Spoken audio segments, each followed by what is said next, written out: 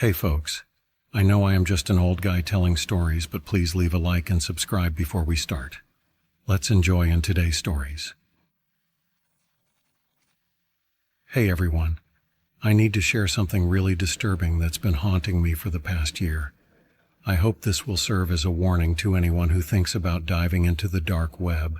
It all started last fall. I'm Alex, and I've always loved solving puzzles. Things like crosswords and Sudoku.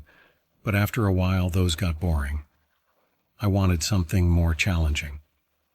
So, I started looking into more obscure stuff online. One night, I found a thread on a tech forum about people disappearing after visiting the dark web. It was creepy, and I couldn't believe there wasn't much investigation into it. I decided to do something about it. I posted on a few forums, looking for people who were also interested in figuring out what was going on. To my surprise, a bunch of people responded. After a few weeks of chatting and getting to know each other, we formed a group. We called ourselves the Dark Net Detectives. Yeah, it sounds a bit cheesy, but it fit. There were 5 of us. Lisa, who was great with cybersecurity. Mark, a former journalist who loved conspiracy theories. Sarah, a psychology student who understood criminal behavior. Jake, a teenager who knew more about the dark web than anyone I'd ever met. And me, the puzzle lover. We started meeting online, using encrypted chat rooms and video calls to stay safe. We shared everything we knew about the disappearances and made a list of cases to investigate. Most of the missing people were young, tech-savvy, and curious about the dark web. Lisa set up secure channels for our communication, ensuring we wouldn't attract unwanted attention. Mark used his journalist skills to dig up information that wasn't easy to find. Sarah helped us understand why someone might be behind these disappearances. Jake guided us through the dark web, explaining how things worked there. Our first big lead came when we found a dark web forum about urban exploration. But this wasn't the usual stuff about exploring abandoned buildings. It was about exploring the darkest parts of the internet. That's where we found a thread about a site called The Abyss. The Abyss was supposedly an invite-only site, and to get in, you had to solve a series of puzzles and challenges. People who got in talked about seeing horrible things, disturbing live streams, disturbing videos and photos, and something even worse. The site was said to be run by someone called the Puppeteer. Just the name gave me chills. We decided to try to get access to the Abyss. Jake took the lead, navigating through the dark web. The first puzzle we encountered was a simple riddle, but it required a deep understanding of both technology and literature.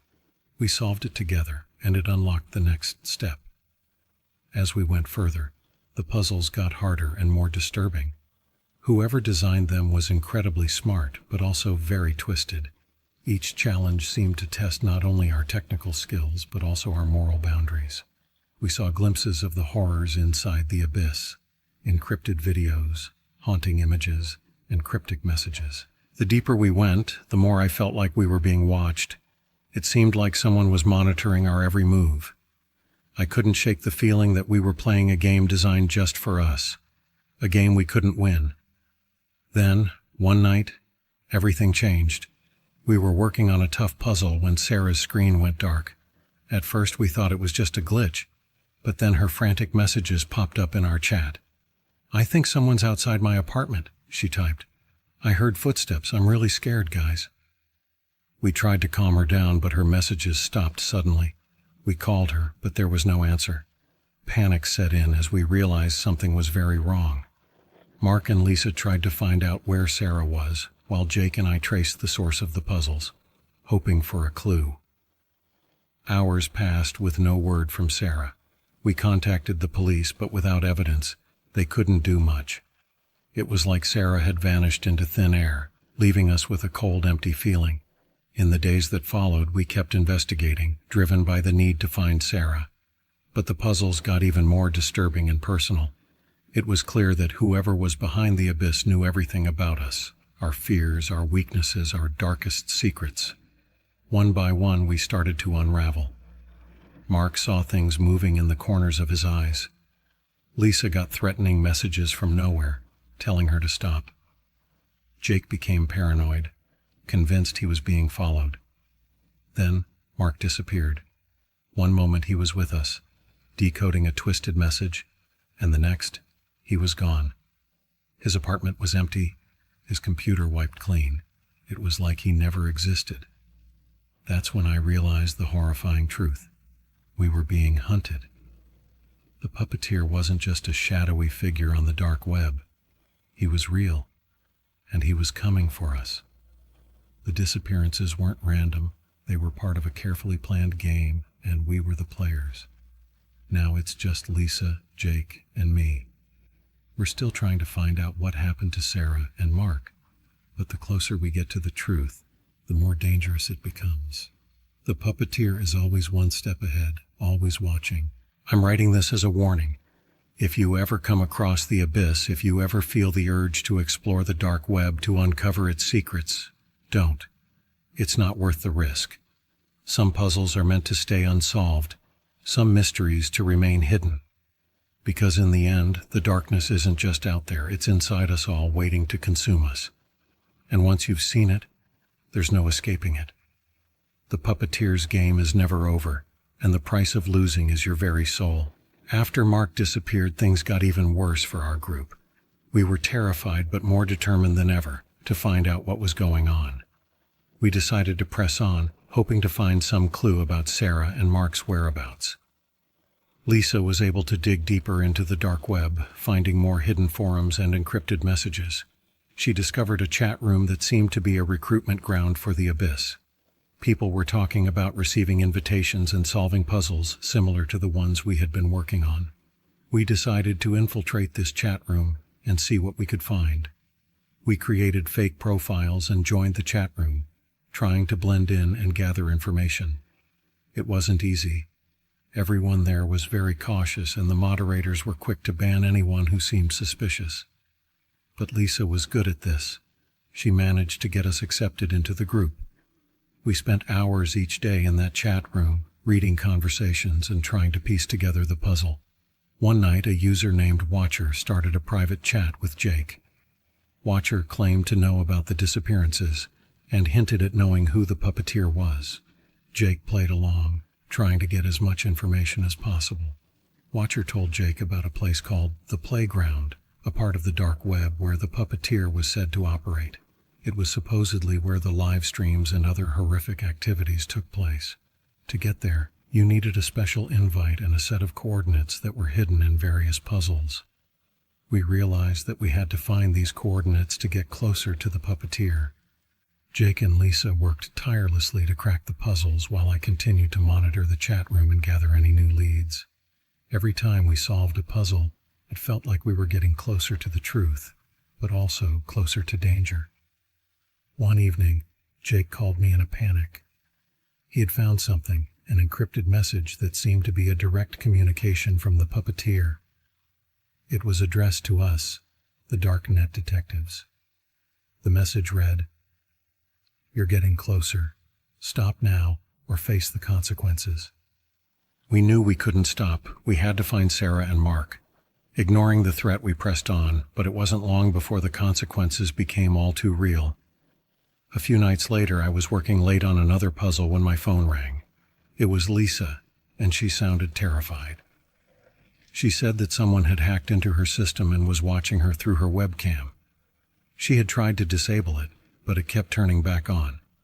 I told her to leave her apartment and come to my place where we could figure out what to do next. While waiting for Lisa, I got another call, this time from Jake. He said he had been followed home from school. He was certain it wasn't his imagination. A man in a black hoodie had been tailing him. I told him to stay inside and lock all his doors. Lisa arrived at my apartment an hour later, visibly shaken. We spent the night trying to secure our systems and figure out who was targeting us.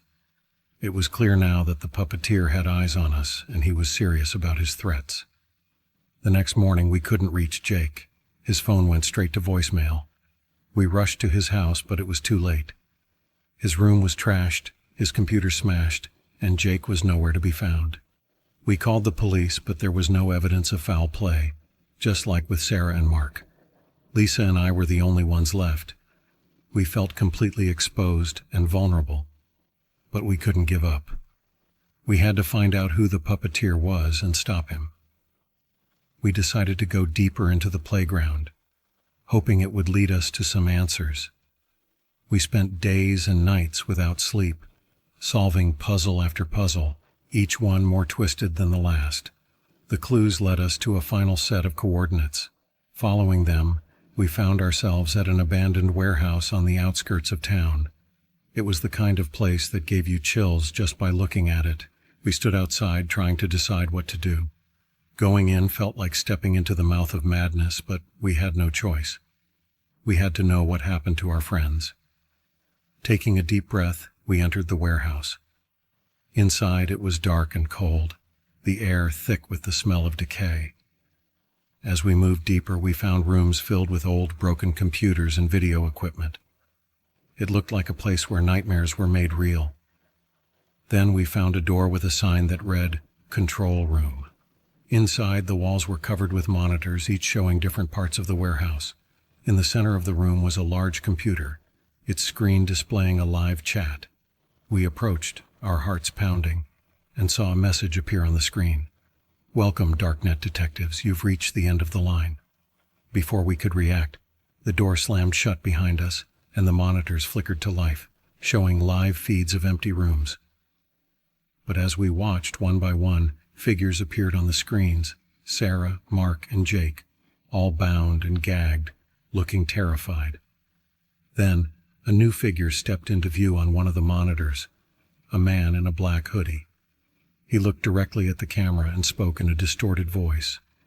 "Now the real game begins." We knew then that we were trapped, and that the horrors we had uncovered were just the beginning. The moment the door slammed shut behind us, Lisa and I knew we were in deep trouble. The eerie glow of the monitors illuminated the room, casting long, menacing shadows. The images on the screens were haunting. Sarah, Mark, and Jake, all bound and gagged, clearly terrified. The man in the black hoodie, the puppeteer, looked straight into the camera and said, "Now the real game begins." Lisa and I exchanged a panicked glance. We needed to find a way out, but our first priority was finding our friends. The control room had multiple doors leading to different parts of the warehouse. We decided to split up, each taking a different path, hoping to cover more ground and find them faster. I took the left corridor, my heart pounding in my chest. The hallway was dimly lit, and every creak and groan of the old building made me jump. I kept my flashlight steady, scanning every corner for signs of movement. The air was thick with the smell of mold and rust, making it hard to breathe. As I moved deeper into the warehouse, I found a series of rooms that looked like they had been used for some kind of twisted experiments. Old medical equipment, rusty and stained, lay scattered around. There were chains and shackles bolted to the walls, and the sight of dried blood sent chills down my spine. It was clear that this place had seen horrors beyond imagination. Suddenly, I heard a faint noise coming from one of the rooms ahead. I moved cautiously, pressing my ear against the door. It sounded like muffled crying. My heart raced as I slowly pushed the door open, praying I wouldn't be too late. Inside, I found Sarah. She was tied to a chair, her face streaked with tears. When she saw me, her eyes widened in relief. I rushed over, quickly untying her and pulling the gag from her mouth. "Alex, we have to get out of here," she whispered urgently. "He's coming." "Where are the others?" I asked, helping her to her feet. "I don't know. He took them somewhere else. We have to find them before it's too late." We hurried back to the control room, hoping to regroup with Lisa. When we got there, Lisa was already waiting, but she looked shaken. She had found Mark, but his condition was worse. He had been tortured, and though he was alive, he was barely conscious. "We need to get him out of here," Lisa said, her voice trembling. "He needs medical attention." We knew we couldn't carry Mark and search for Jake at the same time. We made the tough decision to leave Mark in the control room while we continued searching for Jake. Sarah stayed with him to keep him safe and to try to reach help, while Lisa and I ventured further into the warehouse. The deeper we went, the more sinister the place became. We found rooms filled with disturbing photos and notes, documenting the twisted games the puppeteer had played with his victims. It was clear that he had been watching us for a long time, learning our strengths and weaknesses, preparing for this moment. Eventually, we came to a large locked door. We could hear faint sounds on the other side, like someone struggling. Lisa managed to pick the lock, and we burst in to find Jake tied to a chair, just like Sarah had been. He looked weak, but otherwise unharmed. As we freed Jake, he whispered, "It's a trap. He's watching us. He wanted us to find each other." Just then, the monitors in the control room flickered back to life, showing us a live feed of our own actions. The puppeteer's voice echoed through the warehouse, chilling us to the bone. "You're all so predictable," he taunted. "You've done exactly what I wanted. Now let's see if you can make it out alive." Panic set in as we realized that every move we made was being watched and manipulated. We had to think fast. We couldn't go back the way we came, and we had no idea how many more traps he had set for us. We decided to stick together and make a run for it. Lisa led the way, using her knowledge of security systems to try to outsmart the puppeteer. We moved quickly but cautiously, knowing that any wrong move could be our last. As we neared what seemed to be an exit, we heard footsteps behind us. The puppeteer was close, and he wasn't alone. Shadows moved in the darkness, and we knew we were surrounded. We braced ourselves, ready to fight if necessary, but our main goal was to get out and get help. Suddenly, a side door burst open, and a group of armed men stormed in. For a moment I thought we were saved, but then I saw their uniforms. They were part of the puppeteer's twisted network. They grabbed us, separating us and dragging us in different directions. I fought as hard as I could, but it was no use. As I was thrown into a dark, cold room, the door slammed shut behind me, and I realized we had walked right into a trap. The last thing I heard was the puppeteer's laughter echoing through the halls, a chilling reminder that our nightmare was far from over. When the door slammed shut, it was pitch black. My head was spinning and panic set in. I had to figure out where I was and how to get out. I fumbled around, feeling for anything that might help. The room was cold, and the air smelled stale. After what felt like forever, my eyes adjusted to the darkness. I saw a faint light coming from under the door. I carefully approached and pressed my ear to the door. I couldn't hear much, just some distant noises. I knew I had to find a way out, but I needed to be careful. I started feeling around the room, looking for anything that could help me escape. My fingers brushed against something metallic and cold. It was a small vent, probably my only way out. I managed to pry it open and started to crawl through. The space was tight, and every move was slow and careful. The metal was freezing against my skin, but I had no choice. The vent led to a narrow hallway. I dropped down quietly and tried to figure out where I was. I needed to find Lisa, Sarah, and Jake. I couldn't leave them behind. I moved cautiously, trying not to make any noise. The hallway was lined with doors, each one looking as unwelcoming as the last. Suddenly, I heard a familiar voice. It was Lisa. She sounded scared but determined. I followed the sound, hoping I wouldn't run into anyone else. I found her in a small room, tied to a chair just like the others had been. She looked up when I entered, relief washing over her face. "Alex, thank God," she whispered. "We have to get out of here." I quickly untied her and we made our way back into the hallway. Lisa was limping, and I supported her as best as I could. We needed to find Sarah and Jake. We moved quietly, knowing the puppeteer and his men could be anywhere. We found Sarah next. She was in a similar room, but she had managed to get one hand free. She hugged us tightly when we untied her, her face a mix of fear and relief. Now we had to find Jake. He was the last one left. As we moved through the hallways, we saw more of the puppeteer's sick stuff. Rooms filled with strange equipment and disturbing notes. It was clear he had been planning this for a long time. We had to stay focused and find Jake. We finally found him in a larger room. He was unconscious but breathing. We quickly untied him and tried to wake him up. He stirred slowly, confusion in his eyes. "We need to move now," I said urgently. We made our way through the maze-like corridors, trying to find an exit. The building seemed to go on forever, each turn looking the same as the last. We could hear footsteps behind us getting closer. The puppeteer's men were on our trail. Just when we thought we were trapped, we found a staircase leading up. We took it, hoping it would lead us to safety. At the top, we found a door that opened into an old, abandoned warehouse floor. There were windows along one wall, and we could see the outside world for the first time since we entered this nightmare. We moved quickly, heading toward the windows, but as we got closer, we heard the sound of footsteps echoing through the warehouse. The puppeteer's men were still following us. We had to hurry. We reached the windows and saw they were bolted shut. Desperation set in as we tried to find another way out. Suddenly, Sarah noticed a fire escape ladder just outside one of the windows. We smashed the glass and climbed out, one by one. The cold night air hit us, and for a moment, we felt a glimmer of hope. We made our way down the fire escape, trying to stay as quiet as possible. When we reached the ground, we didn't stop running. We had to put as much distance between us and that warehouse as possible. We ran for what felt like hours, not daring to look back. Finally, we found a small diner that was open late. We stumbled inside, exhausted and shaken. The staff gave us strange looks, but we didn't care.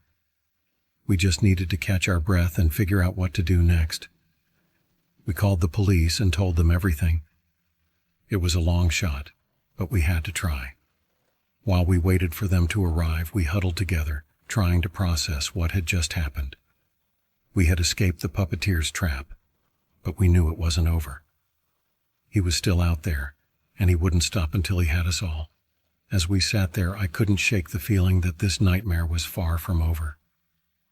We had escaped for now, but the puppeteer's game was still in play. We had to stay strong and stick together if we had any hope of surviving what came next. We sat in that diner, trying to wrap our heads around what had just happened.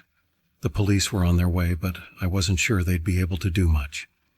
The puppeteer was smart, and he'd been planning this for a long time. It felt good to be out of that nightmare warehouse, but I knew it wasn't over. When the police arrived, we told them everything. They listened, but I could tell they were skeptical. It sounded like something out of a movie, not real life. They took our statements and promised to investigate, but I knew we couldn't rely on them alone. We had to find a way to stop the puppeteer ourselves. We decided to stick together and lay low for a while. We rented a small house just outside of town where we could regroup and plan our next steps. Lisa set up a secure network so we could keep investigating without being detected. Sarah and Jake focused on gathering any new information about the puppeteer and his network. Days turned into weeks, and we were making progress, but it was slow. We were exhausted, scared, and constantly looking over our shoulders. Then, one night, everything changed. Lisa managed to hack into one of the puppeteer's communication channels.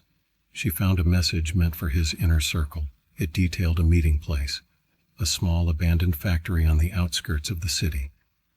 We knew this was our chance. If we could catch him off guard, maybe we could finally end this.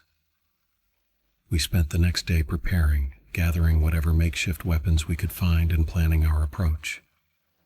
We knew it was risky, but we didn't see any other option. When night fell, we made our way to the factory. It was a decrepit building, surrounded by overgrown weeds and rusting machinery. We moved quietly, trying to avoid being seen. The factory was dark, but we could see faint lights inside. We knew we were in the right place. We crept through the shadows, listening for any signs of movement. Then we heard it, voices coming from a room up ahead. We approached cautiously, peeking through a crack in the door. Inside, we saw the puppeteer. He was talking to a group of men, clearly giving them instructions. My heart pounded as we formulated a plan. We had to move quickly and take them by surprise. On my signal, we burst into the room, catching them off guard. Chaos erupted as we fought, using whatever we could find as weapons. It was messy and terrifying, but we were fueled by adrenaline and a desperate need to end this. In the middle of the struggle, I locked eyes with the puppeteer. He was wearing the same black hoodie, his face obscured by a mask, but I could see the shock in his eyes. He hadn't expected us to come after him. With a surge of anger, I lunged at him, tackling him to the ground. We struggled, but I managed to pin him down. "Who are you?" I demanded, ripping off his mask. The face underneath was ordinary, almost forgettable, but his eyes were filled with malice. "You think this ends here?" he sneered. "There are others. You'll never stop us all." But I didn't care about his threats. I just wanted it to be over. The police arrived moments later, having been alerted by a neighbor who heard the commotion. They arrested the puppeteer and his men, and for the first time in weeks I felt a glimmer of hope. Back at the house, we tried to process what had happened. We knew the puppeteer had been just one part of a larger network, but it felt good to know we had taken down a major player. The police assured us they would continue the investigation, and we agreed to cooperate in any way we could. As the days passed, things slowly began to return to normal. We were still cautious, still looking over our shoulders, but the immediate danger seemed to have passed. We had survived the puppeteer's trap, but the trauma stayed with us. We decided to disband the darknet detectives for our own safety. One night, a few weeks later, I was sitting alone in my apartment when my phone buzzed. It was a message from an unknown number. The text read, "You think you're safe? This is far from over." My blood ran cold. I knew it had to be someone from the puppeteer's network. I immediately called Lisa, Sarah, and Jake. We needed to meet up and figure out what to do next. We met at a local coffee shop, all of us looking over our shoulders, nervous and jumpy. "We can't keep living like this," Sarah said, her voice shaky. "We have to find a way to end this once and for all." We decided to go to the police again, showing them the new message. They took it seriously this time, promising to increase their efforts to find the rest of the network. They provided us with some protection, but it wasn't much comfort. We knew how dangerous these people were. Despite the fear, we tried to move on with our lives. We stayed in close contact, checking in on each other regularly. Every noise in the night made me jump, and I couldn't shake the feeling that we were still being watched. Months went by without any incidents, and slowly we began to relax. But the scars were still there, both physical and emotional. We knew we had to be vigilant, always on guard. One day, out of the blue, we got a call from the police. They had managed to track down several key members of the puppeteer's network. They had raided multiple locations, arresting dozens of people involved in the dark web activities. It seemed like our nightmare was finally coming to an end. We were called in to identify some of the people they had arrested. Walking through the police station, seeing the faces of those who had tormented us, was both terrifying and relieving. We pointed out the ones we recognized, hoping this would lead to more arrests and the dismantling of the entire network.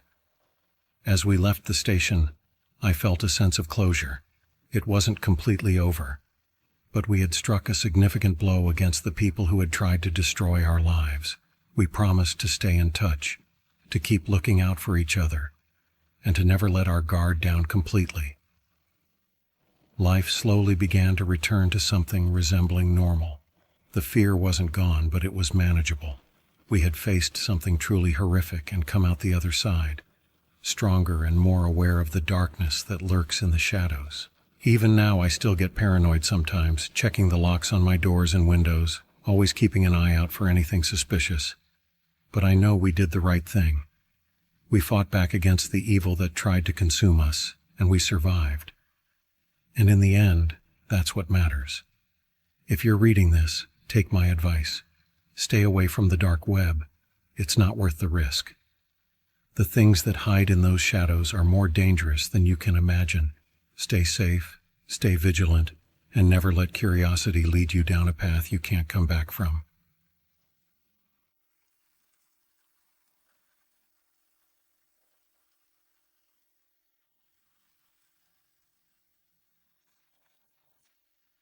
Scary experience on the dark web. Hello, my name's Jeff. I am 21 years old. I am addicted to my computer. I use it for all sorts of things, mostly gaming and work. I knew about the dark side of the internet as well, but I never wanted to access it. I mean, after hearing all the scary stories, why would I want to go on it? Well, that was until one day when I had a few drinks with my friend. We didn't have a lot to drink, but I was tipsy. I turned on my computer and downloaded the browser Tor. There were all these links, no clue what I was doing. I was just clicking randomly. And that is when I got into a chat room. At least that's what it looked like. There were a lot of people here, talking about different stuff. Legal and illegal, to be honest. But that is not important right now. I said hello in the chat, and someone replied with, "I see you are new here." I said, "No, I am not." I tried to lie. No real reason behind it. He said, "Yes, I know a newbie when I see one. You are new." Then I asked, "How do you know I am new?" "Well, no one here says hello in the chat. That is how I know you are a newbie." I said that I knew that, and I did it on purpose. Then he said, "Whatever you say, Jeff." I asked, why is he calling me Jeff? Of course, I was scared a little bit since that was my real name. So how did he know it? He answered, "Like I said, I know you are a newbie. I found out everything about you so easily." Then he said, "Your name is Jeff." He also said my surname, but I am not going to give you that. He also said that I am 21 years old. Now my heart was beating so fast that when he gave me the last thing before he scared the living shit out of me, he said Detroit and my address. I tried it to play it cool, and I said, "Ha ha ha, bunch of bullshit. You are funny, dude. I will give you that." He answered, "Bullshit, huh? Shall we test it out?" I asked, "Test it out how?" He answered, "You'll see." And that is when it happened. He sent a picture from me in the chat. He had all my info, my address, my hometown, my age, and how I looked. I was done. My life was done. I got so scared and turned off my computer. The next morning I talked with my parents and told them everything. I told them about my stupidity. They were understanding, and we decided to move out. This is not a story, but this is more of a warning to you all reading and listening about these dark web stories. Most of them are fake, yes, but there are those who are real as well. But if you listen to me and my advice, then please do not play with fire if you don't want to get burned. Stay away from the dark web. You have nothing to gain from going on the dark web, but you have a lot to lose. Trust me when I say this.